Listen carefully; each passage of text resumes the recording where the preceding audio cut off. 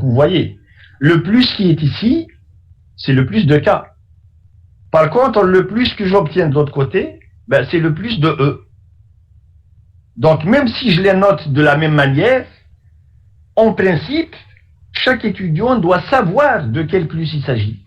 En fait, en réalité, ce n'est pas le même plus. Mais vous devez identifier de quel plus il s'agit. Alors maintenant, je regarde l'élément en entier. Il est dans E ou il est dans K? E. Il est dans E, parce que j'ai un élément de E plus un élément de E.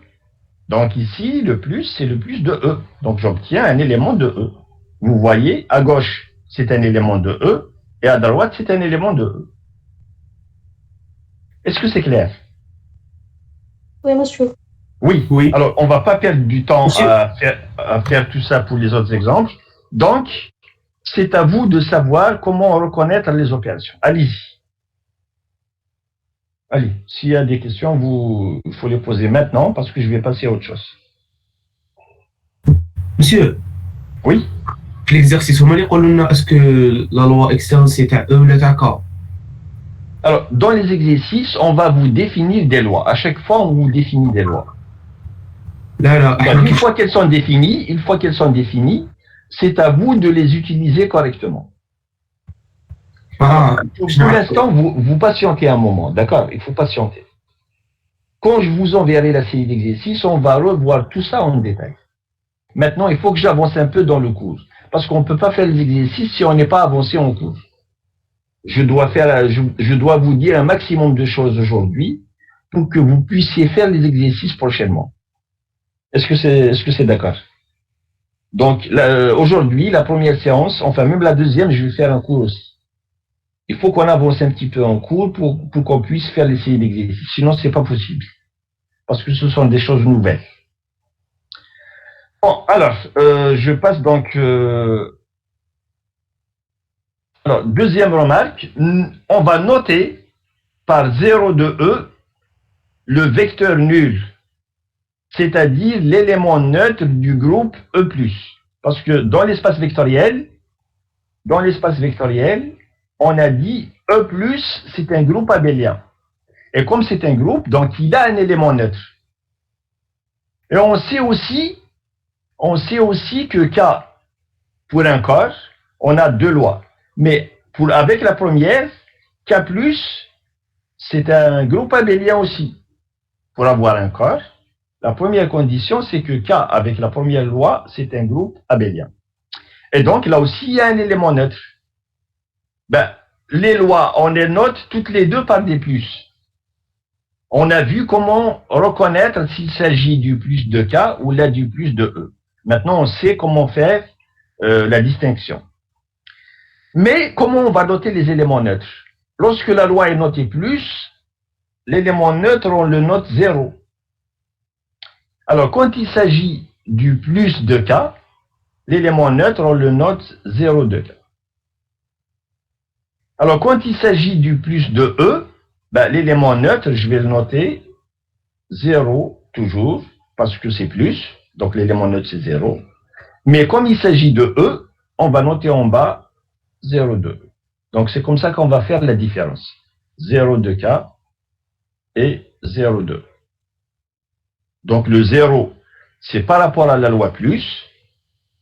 Et quand on met E, ça veut dire qu'il s'agit du 0 de E, de l'élément neutre du groupe E+. Quand on écrit 0 de K, c'est l'élément neutre du groupe K+. Donc ça, c'est la deuxième remarque. Alors, quoi encore? Voilà, il ne faut pas confondre donc 0 de E et 0 de K. C'est ça la deuxième remarque. Alors maintenant, exemple d'espace vectoriel. On va commencer par des exemples. Alors, n'importe quel corps commutatif, c'est un espace vectoriel sur lui-même. Ça, c'est la première chose qu'il faut savoir. Si vous prenez n'importe quel corps commutatif, alors ce corps commutatif, c'est un espace vectoriel sur lui-même. Par exemple, Allez, je vais montrer par exemple que si je prends R, le corps bien réel, alors R, c'est un espace vectoriel sur R. Alors, R est un espace, je vais juste écrire les initiales, c'est un espace vectoriel sur R. Alors, qu'est-ce que ça signifie ici? Ben, ça signifie que E, c'est quoi E? E ici, c'est quoi? R. Et c'est quoi K? R. C'est R aussi.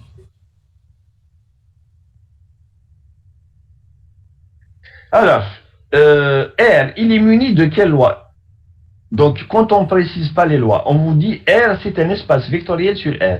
Ben, ça veut dire que les lois, ce sont les lois usuelles, les lois ordinaires. Donc, E, il est muni du produit et de la somme ordinaire que vous connaissez, le produit et la somme usuelle. Le K, il est muni aussi des mêmes lois. C'est le plus et le produit ordinaire. Donc ici, les lois, ce sont les lois habituelles. Alors pourquoi c'est un espace vectoriel? Ben, on va voir la première condition. Qu'est-ce qu'elle dit, la première condition? Elle dit que R, donc E, avec la loi plus, c'est un groupe abélien. Est-ce que c'est vrai?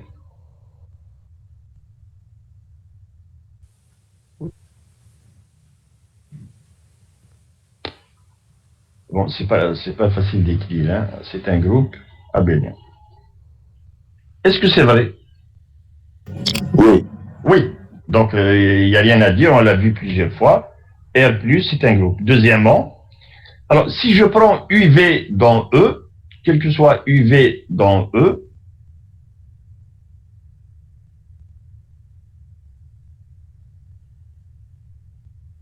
et quel que soit lambda mu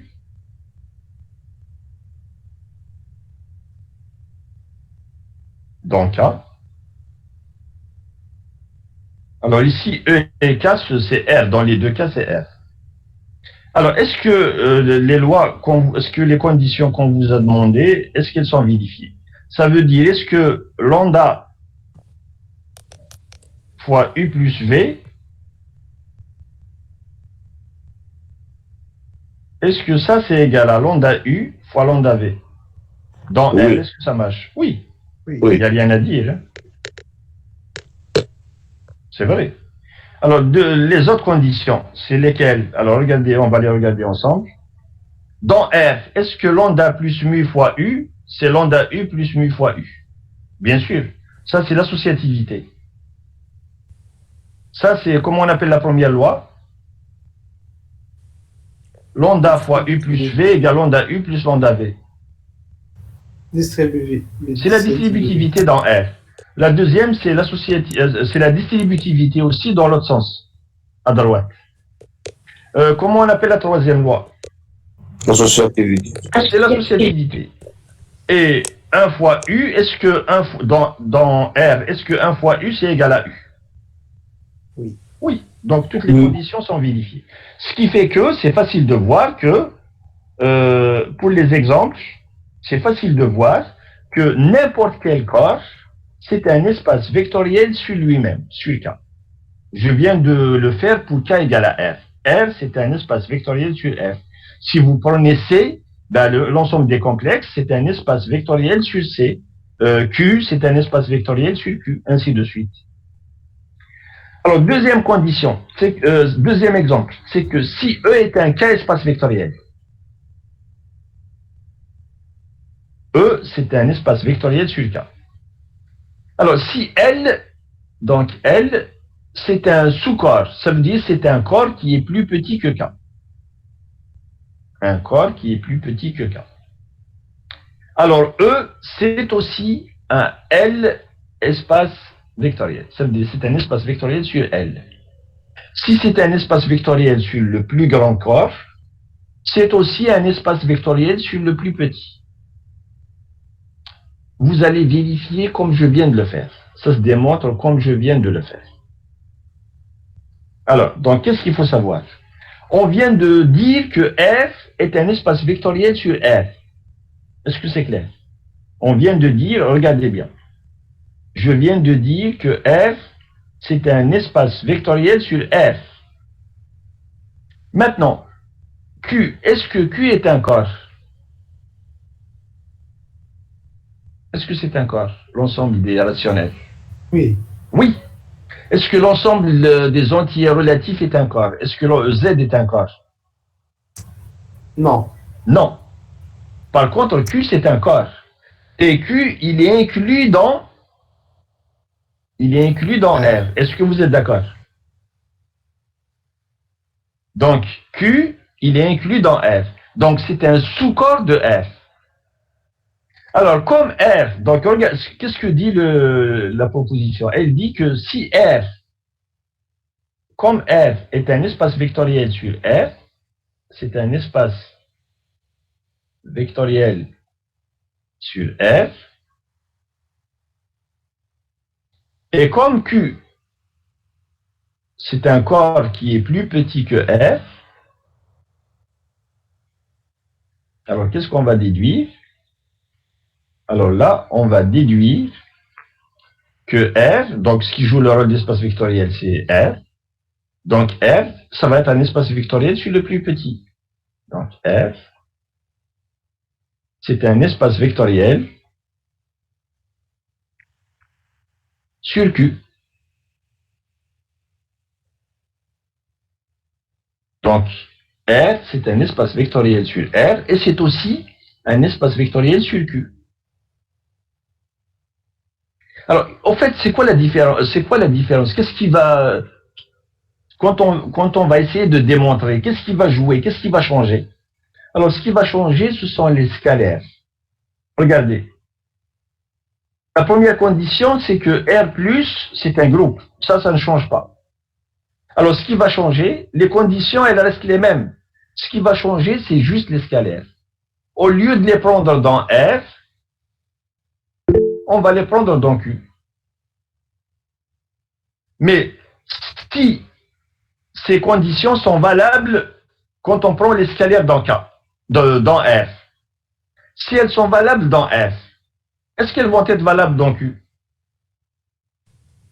Oui. Oui. Bien sûr, parce que Q est inclus dans R. Quelque chose qui est valable dans l'ensemble qui est plus grand, ben ça va être valable aussi dans l'ensemble qui est plus petit. Donc ça, c'est évident. Parce que les conditions sont vraies dans R, donc elles sont vraies aussi dans Q. Ce qui change, c'est uniquement les scalaires. Au lieu de les prendre dans K, vous les prenez dans Q, et puis tout le reste, ça ne change pas. Tout le reste est valable. Et donc, on va dire que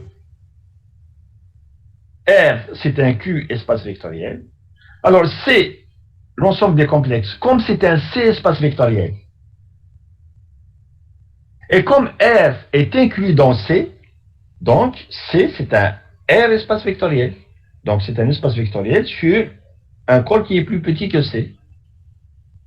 Et comme Q est aussi inclus dans C, donc C, c'est un espace vectoriel sur Q.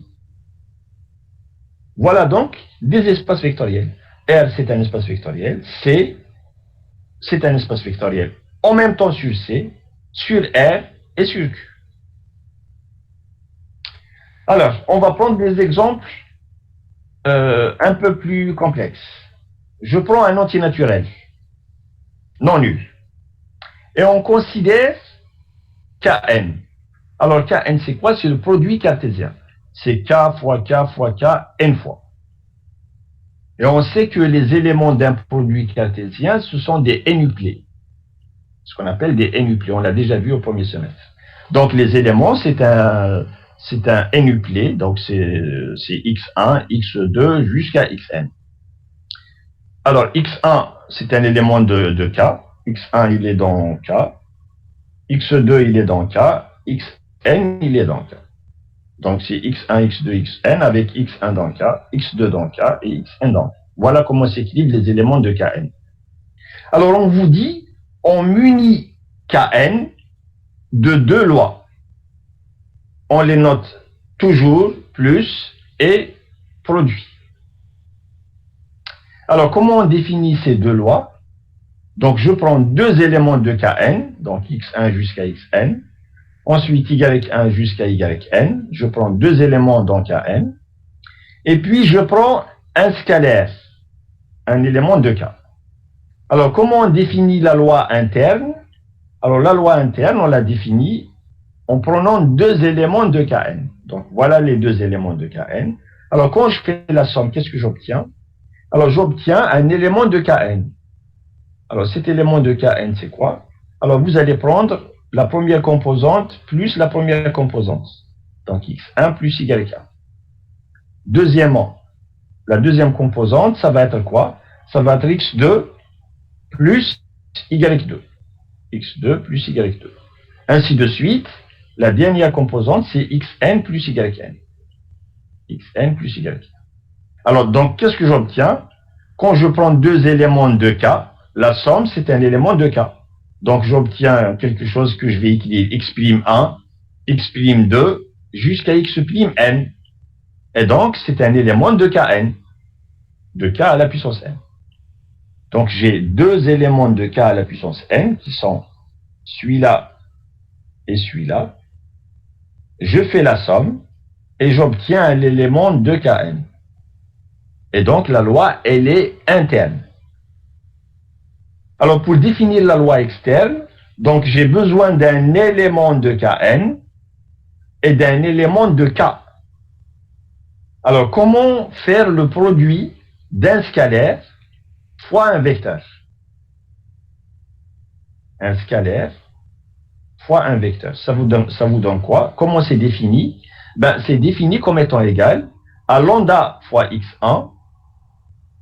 Ça, c'est la première composante. Ensuite, lambda fois x2. Ensuite, lambda fois xn. C'est comme ça qu'on définit la deuxième loi. Alors, le résultat, c'est le suivant. Muni de ces deux lois, donc quand on munit Kn de ces deux lois, eh bien, on obtient un espace vectoriel sur K.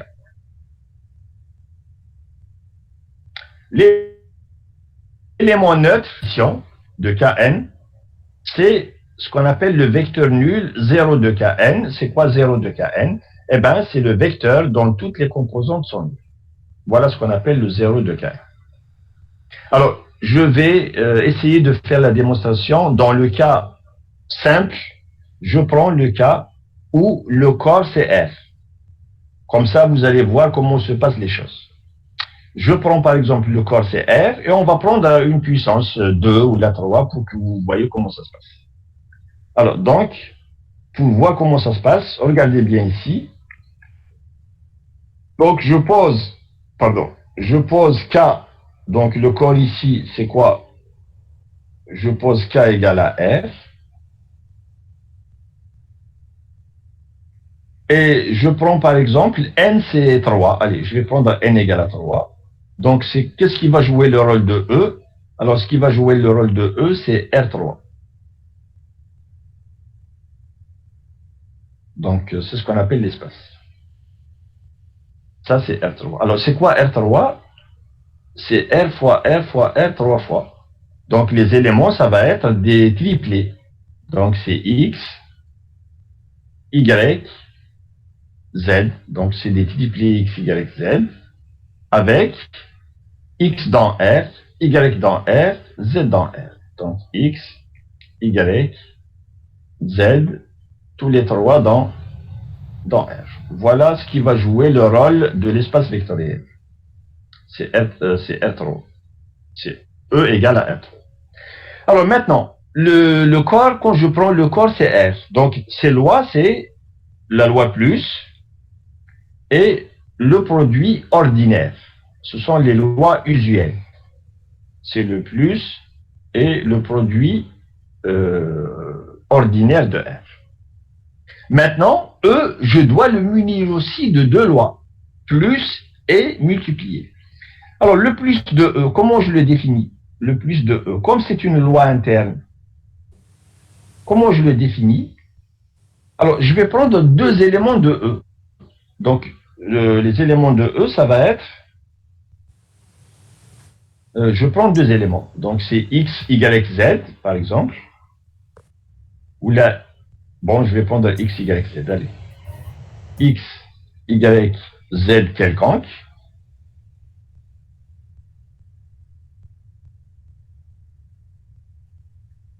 Et je fais la somme, donc ça c'est la somme de E, parce que ça se passe dans E, plus un autre élément de E. Alors un autre élément de E, par exemple, x', y', et z'. Alors donc, comment se passe la somme de deux vecteurs? C'est quoi? On doit obtenir un vecteur. On doit obtenir quelque chose qui appartient à R3.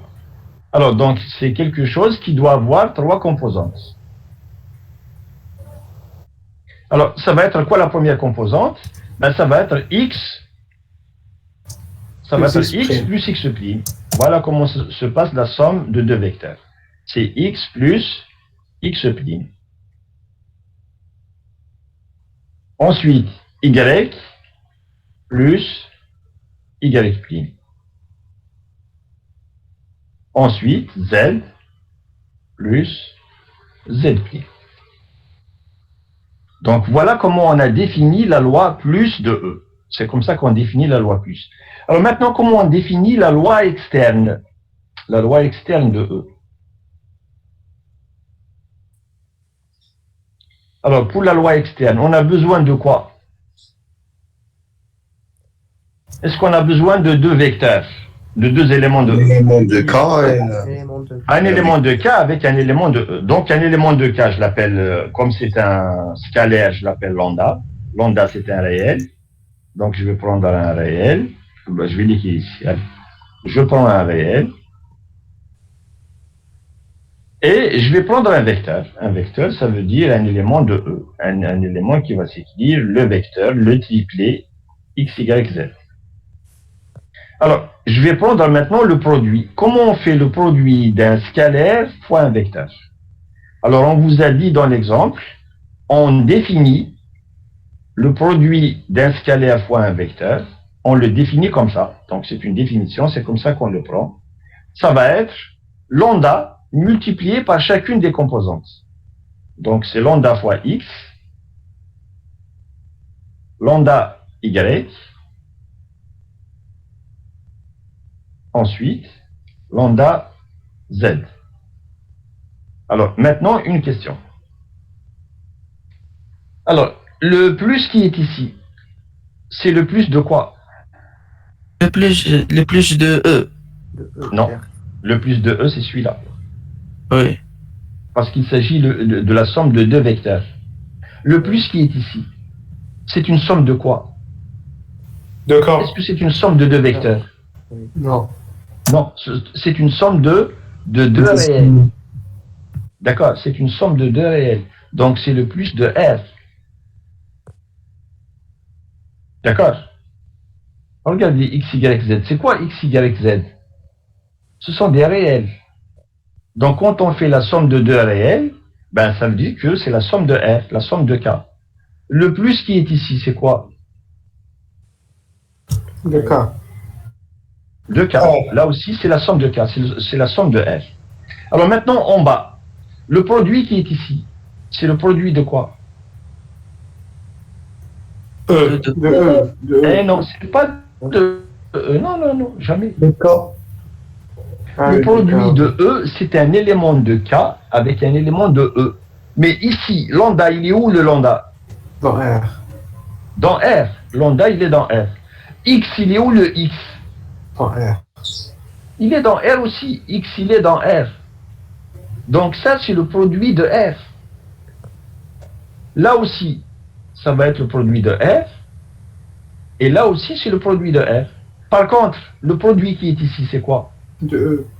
Là, c'est le produit de E. Parce que c'est un élément de R avec un élément de R3.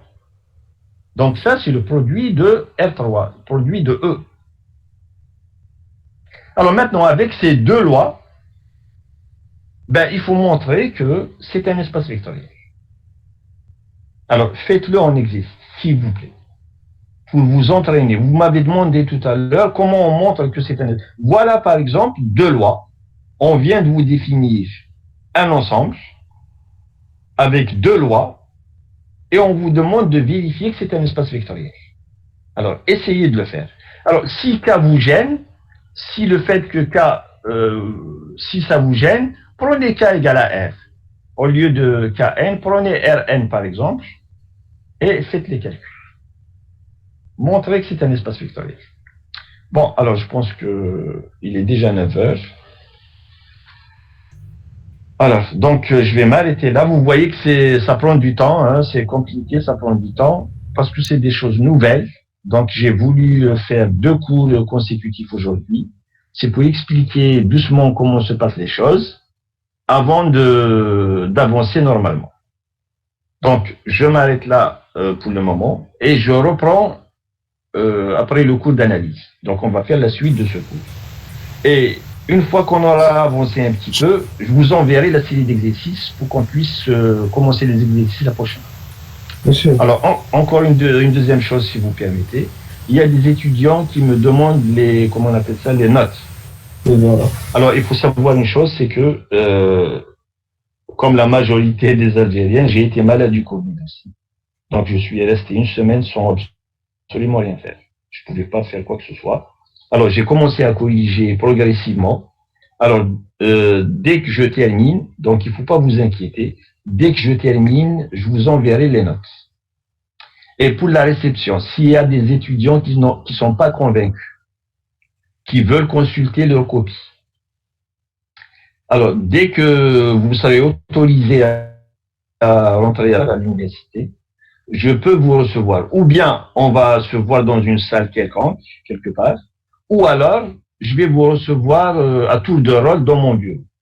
Donc, je vais corriger, je vous enverrai vos copies. Si vous n'êtes pas convaincu, vous allez consulter les copies. Celui qui veut la consulter, il pourra la consulter. Il n'y a aucun souci. Est-ce que c'est clair? Donc, c'est de me demander à chaque fois. Dès que j'aurai fini, je vous enverrai les notes. Il ne faut pas vous inquiéter. Voilà. Maintenant, si vous avez des questions, vous les posez. Monsieur. Oui. Il y a des questions à propos de l'examen de remplaçant. Les remplaçants, maintenant, les étudiants ne sont pas autorisés à venir à Besançon. Il n'y a que les enseignants qui sont autorisés à entrer à l'université. Donc, dès que l'autorisation vous sera accordée, je vais contacter ceux qui n'ont pas fait les examens. Donc, ils sont 4 ou 5, je ne me rappelle pas. Alors, je vais les contacter et puis je leur ferai un examen de rattrapage. Donc, ils vont faire un examen dans mon bureau probablement, puisqu'ils ne sont pas nombreux. Donc, je les convoquerai dans mon bureau pour faire un examen avant les délibérations. D'accord? Donc, il faut qu'ils soient prêts.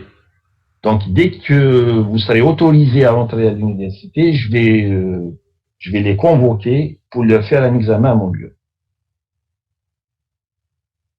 Est-ce qu'il y a d'autres questions? Monsieur. Oui. Je ne comprends pas l'avant-dernier Q est inclus dans R et espace vectoriel. Voilà ce que dit le théorème. Et alors, il vous dit que si E, c'est un espace vectoriel sur K, donc E, c'est un espace vectoriel sur un corps K. Et si vous avez L qui est inclus dans K, donc L c'est un corps,